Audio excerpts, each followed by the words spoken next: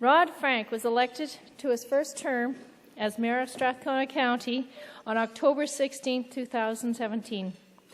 Mayor Frank moved with his family to Sherwood Park in 1963 and now lives here with his own family. Rod has a business and law degrees from the University of Alberta and brings 30 years' experience in business and law to Strathcona Council. He has held leadership positions in the corporate, legal, and nonprofit worlds. With two sons who grew up in the park, Rod has also volunteered for more than 15 years in local schools and sports. Rod is committed to serving the citizens throughout the 4-year term. The core of his plan is to provide financial certainty for individuals and businesses and a citizen-centered culture. Please welcome Mayor Rod Frank.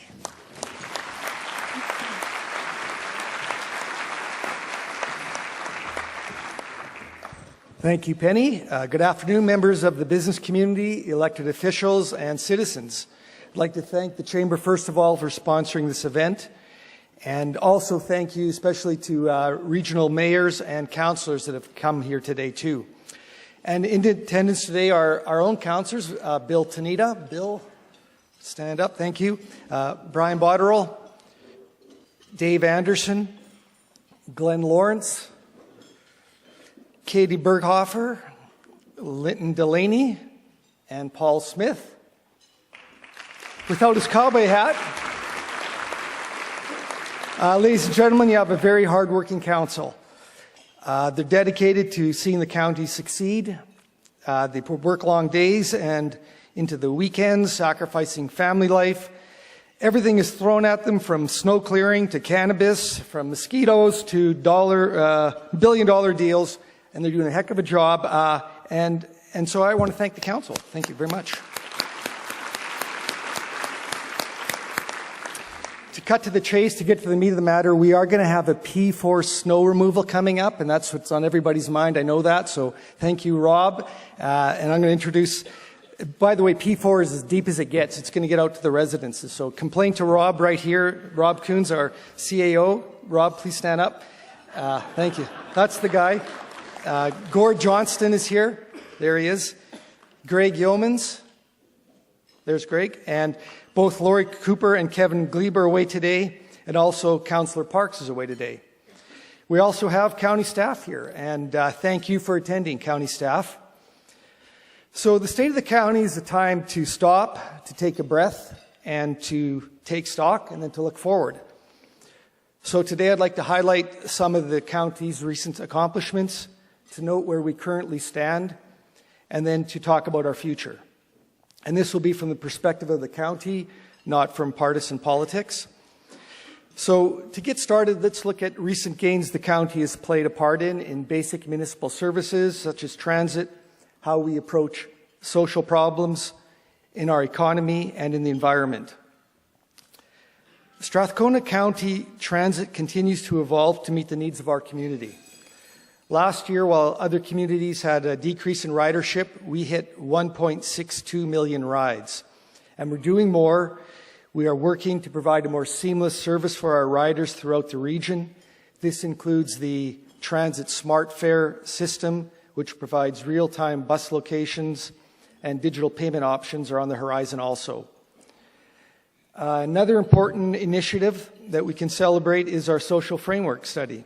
And this is a new approach to dealing with social problems in Alberta, because we've gone out to the community, we've reached out to charitable groups, to individuals, and they've helped us come up with the plan. And that's different than the county saying, here's the problem and here's the solution.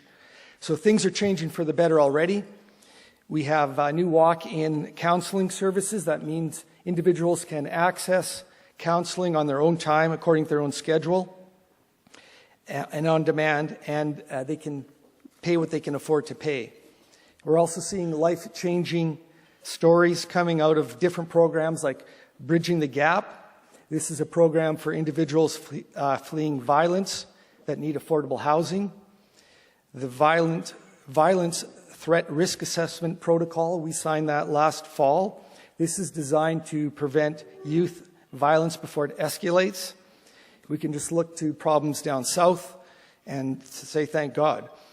The development of a local community drug strategy is something else that we're working on. And we are rebuilding Clover Bar Lodge. This is a facility that will have 144 additional units for seniors.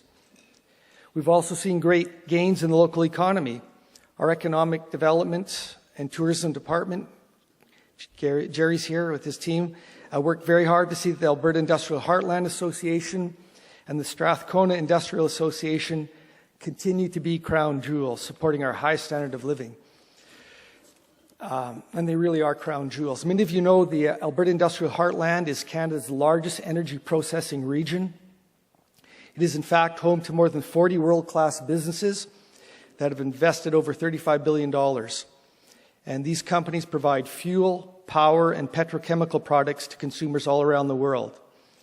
Recently, Inter Pipeline announced it is investing $3.5 billion to build Canada's first polypropylene complex. I'll repeat that, $3.5 billion. So any community in the country would be happy with that. You know, the Prime Minister's in India right now, and he's coming back with $1 billion, so ho-hum. Good for us.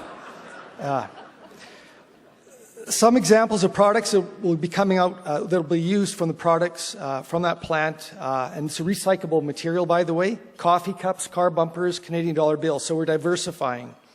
And this plant will create 3,000 construction jobs, 13,000 indirect jobs, and 180 full-time jobs. And I'm happy to say our industry gets it. Economic progress will not be at the expense of our environment. At the recent Heartland Stakeholder Expo, every business spoke, unprompted and upfront, to responsible and respectful growth. Our energy sector is a world leader in being clean. It takes second place to no one, and we will continue to grow the brand of Strathcona County as an energy center of excellence.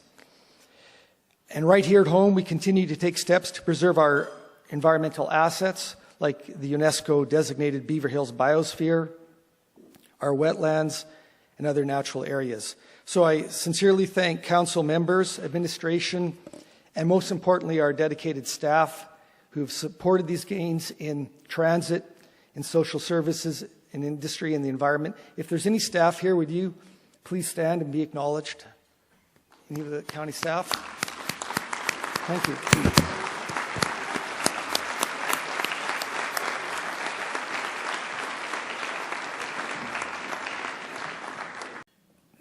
I'd like to acknowledge also previous Strathcona County leaders who have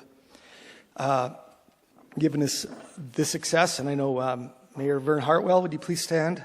Mayor Kathy Olson.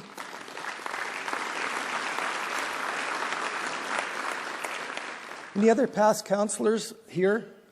Stand if you're a past councillor, mayor. No? Linda, thank you. There you are. Hi. I thought you walked out, but you came back. Okay. I also want to recognize local heroes.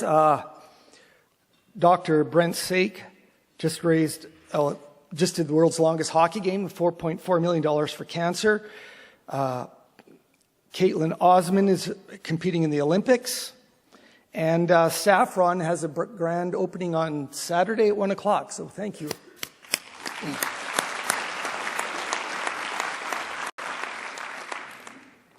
Okay, so let's take a look at where we are currently now. I want to look at it from the point of view of finances, from feedback we get from citizens, and from new regional economic initiatives. So there's various metrics we use to measure our success, our financial success or lack thereof. And we started with the budget. This council started very quickly after being elected in last October. And thanks to the support of administration and staff, we were able to achieve a 2.18% tax decrease while maintaining services. So this decrease is important to individuals and businesses as we emerge out of one of the worst recessions in 30 years. So that's an important metric. Also, We are not in a net debt position like many other municipalities struggle, unfortunately, but our county assets outweigh both our short and long-term debt. Third metric is our debt service ratio. It's at 5%. It's actually at 4.62%. We aim to keep it below 5%. That means 95% of your tax dollar is going to provide services. And our revenue growth this year is at 4.9%. It's above inflation, and we see that continuing into 2021. So that is very important that to the taxpayer, obviously, that we're running the books properly. Now, we can also gauge our success through public engagement, feedback from the public, and we do conduct regular satisfaction surveys. In the most recent surveys available, we have 95% of residents saying this is an excellent place to live, 93% agreeing it's safe, and 76% agreed it's an excellent place to live. So that's excellent feedback. Lastly, I want to look at just the current scan is we are part of a growing powerhouse in this region of 1.3 million people.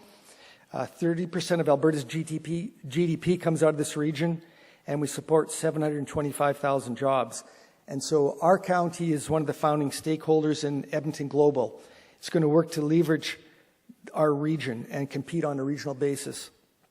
And we'll work collaboratively with other municipalities in the area to win business, to increase investment. And this region in Edmonton, the Edmonton region is one of the pioneers in the country doing this far ahead of other regions.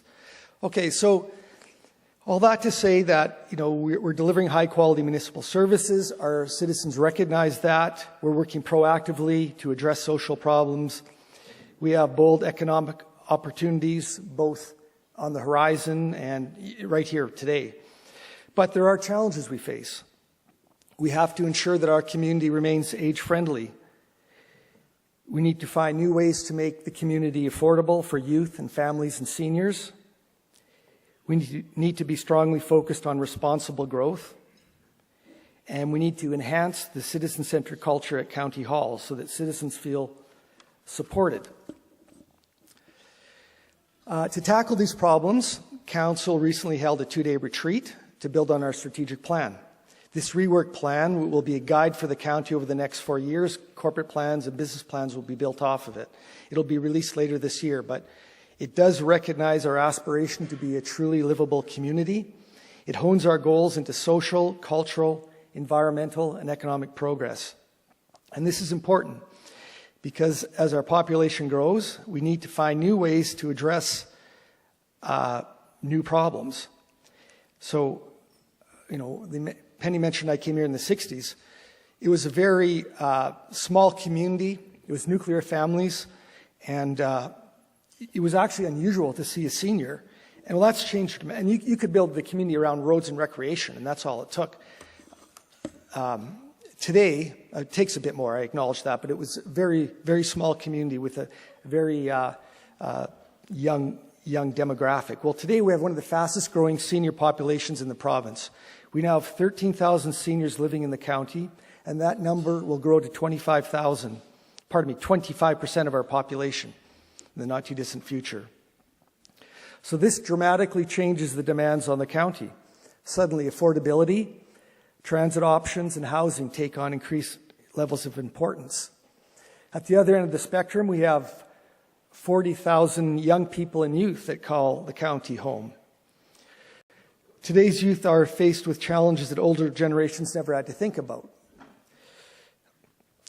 Drugs designed to create instant addiction, finding educational opportunities in a digital world, and making a living in a post-full employment economy. And our county has always been known as being family-friendly, but this younger generation has different expectations on housing options. They've always have an expectation for first-rate schools, recreational opportunities.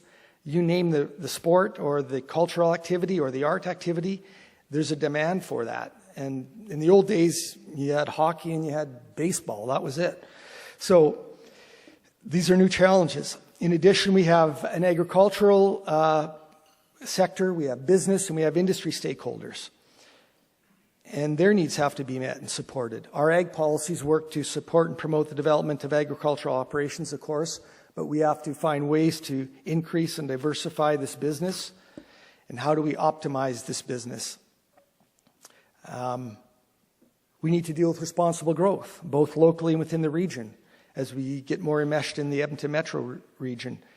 And our citizens have differing views on when to grow, where to grow, and how to grow.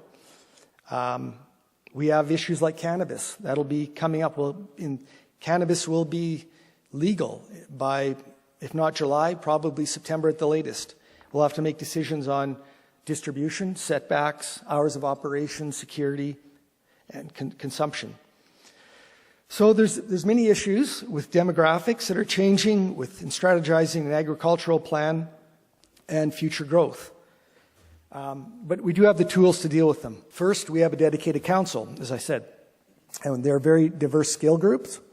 We differ a lot, but we come together on moving the county forward. And we'll be able to use our strategic vision once we agree on it to enhance our culture, to be more centered on residents. We have a hardworking administration and staff that support the community. And we also have the talent of our informed citizens that are in this room today. We have a highly educated population in this county. 92% hold a high school diploma or greater. Many have gone on to post-secondary, and this is higher than the national average. We have volunteers in our many council committees. There's 10 council committees. We have 50 volunteers. We have volunteers on external boards also. So all of them are working hard to improve our quality of life. And we know many of you might not be formally volunteering, but you have innovative ideas. We want you to feel comfortable to reach out to council. We have some exciting public engagement opportunities on the horizon. This will include also a new online research tool to facilitate communications with council. A couple of initiatives coming up will be our transit master plan and our long-term recreation strategy. So stay tuned for details and contribute if you're able to. So by building on the strategic vision, enhancing our citizen-centered culture, we can create the conditions that will help business to succeed. The average household income in Strathcona County is $140,000. That's higher than the provincial average of $160,000. So this makes our county an attractive place to set up a business. And our spending power in the aggregate is $6.5 billion. So, while large business is a significant driver of the economy, it goes without saying that small and medium-sized businesses play an essential role in the prosperity of the community. They employ 80% of the workforce and account for 96% of the businesses. And our economic development team will continue to work hard to support the needs of existing businesses and bring in new business. We will work collaboratively with the Industrial Heartland and Strathcona Industrial Heartland also to ensure they can succeed. Our goal is to facilitate future investments and also to diversify. I gave the example of Interpipeline. This vision aligns with the executive director of Heartland, Mark Plamondon, who recently said, quote, "We too see the potential for $30 billion in new capital investments in Alberta's industrial heartland by 2030 under the right investment conditions." So we're going to work hard to make sure those right conditions exist here in Strathcona County. This will secure growth and raise the standard of living for generations to come. I think this is a worthy goal. I say 30 by 30. That's $30 billion in new investment by the year 2030. Ladies and gentlemen, I've welcomed this opportunity to pause, to take stock, and to look to the future. I'm deeply indebted to Strathcona County. I grew up here. I received a first-rate education. I played sports. I was given job opportunities. I had my kids born here. What else can you ask for? As I grew, the county grew too. When I came here, I think there was 5,000 people and 500 farms, and now we're in less than 100 years of recorded history. We're going to hit 100,000 people. So we've gone from 5,000 to 100,000, and we have vast tracts of rural land. So how come we've been successful? And no doubt Providence plays a role in that. We're in a prosperous country. We have a province that's laden with resources. But that doesn't explain it all. Other counties and towns in Alberta have had similar opportunities. I think one of the reasons is, an important reason is, we've been leaders and not followers. So you can look back. The Indigenous people and the pioneers, they came out here really on the edge of the Bald Prairie, and 10 months of hockey and 2 months of bad ice, they say, and they decided they could make a living. And visionaries like John Campbell, he decided to create really the first modern suburb in Alberta. And again, it was on the Bald Prairie. There was no whistle stop. It wasn't on the river. But he saw the opportunity with new industries. Leaders like Iris Evans, who said hands off when others came sniffing around to perhaps take advantage of some of those industries. And people like Vern Hartwell, who had the foresight to invest in the heartland, and the mayors that followed, Kathy Olson and Linda and all the others. So it's been a heritage of leadership, and I think we're going to build on that. We'll have the courage to face our adversaries. We will overcome internal divisions to see that the county succeeds. So I think the future has never been brighter to be in Strathcona County.